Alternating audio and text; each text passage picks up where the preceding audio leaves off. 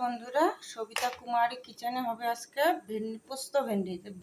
ভেন্ডিটা আমি কাটে 2 পিস করছি, এটার ভিতরে নুন ঢুকবে তাহলে ভালো।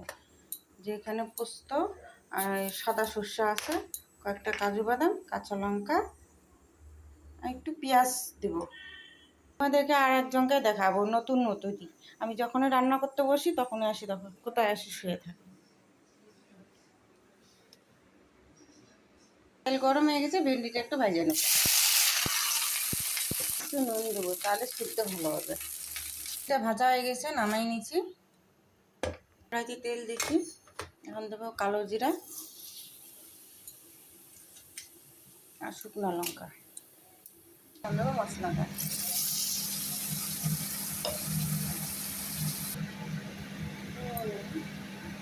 একটু হলুদ।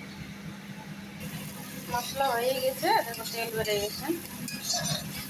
এখন দেবো ভেন্ডিটা। ভেন্ডিতে একটু জল দিলাম, তাহলে মশলাটাও গলে ইসে হয়ে যাবে। ঢাকা দেবো। ভেন্ডি হয়ে গেছে, নামাই নেবো। ভেন্ডি পোস্ত হয়ে গেল।